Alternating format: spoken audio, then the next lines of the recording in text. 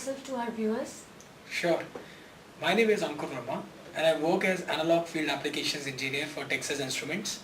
I've been working for around 3 years for TI. Please tell us something about the medical market in India. Sure. See, the medical market in India predominantly consists of ECG, EEG, patient monitoring and older applications. In India, most of the designs are implemented by using discrete components, but in order to differentiate, different players across the industry have devices which occupy smaller space, have lesser power and a lower cost, which can be very beneficial for such systems. I'll explain how to implement such medical applications by taking an example of a step-by-step design procedure for a 12-lead ECG system. What are the basic terms that we encounter in any ECG system? Okay, so in case of an ECG system, first of all, we shall know about what electrodes are. Electrodes are directly connected to the human body and they are nothing but conducting gel embedded onto pads to which cables clip. The voltage difference between the electrodes is known as leads. In case of a 12-lead ECG, 10 electrodes are used. Each electrode will have a specific name. The electrodes which are connected to the limbs are known by RA right arm, LA left arm, RL right leg and LL left leg. The electrodes which are connected to the chest are known by V1 to V6.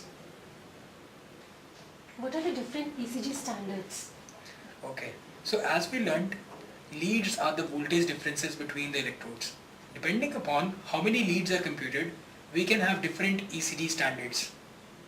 ECG standard could be 1 lead, 3 leads, 6 leads or 12 leads.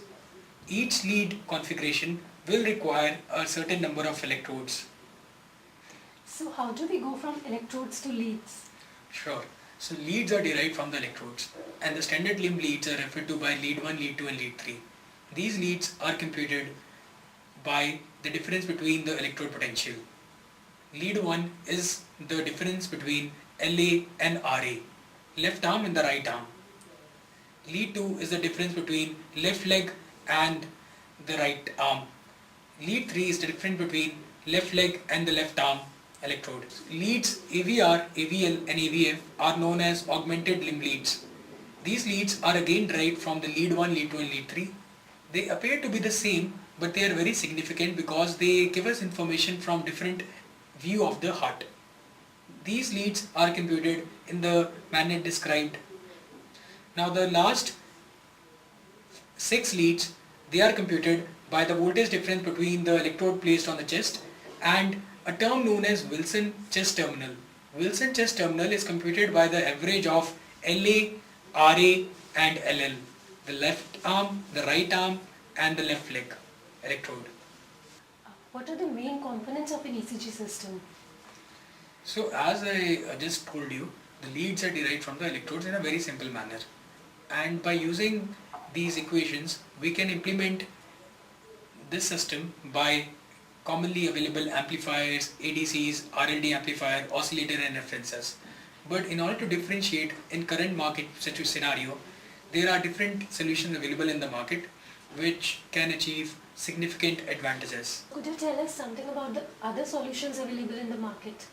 Sure. So in fact, depending upon what kind of ECG are you planning to implement, there are various solutions available in the market.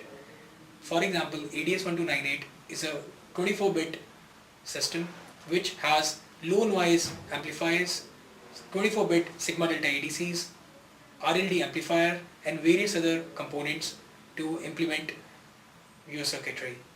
Other requirements such as 2-channel ECG or if you require a 4-channel or a 6-channel version of an ECG, there are different chips available, and then there are solutions available which are categorized by the resolution you need. For example, ADS119X family will have a 16-bit performance instead of a 24-bit performance, and moreover, if you need a respiration functionality in your system as well, we have devices which have R at the end of them, or I can say that they have a R suffix.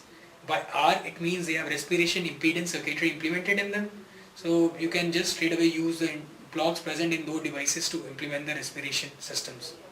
So in case you want to implement a 12-lead ECG system, you require two 6-channel ADS1296 chips in a daisy chain configuration. So notice how the references for the augmented leads are internally routed to save external device connections.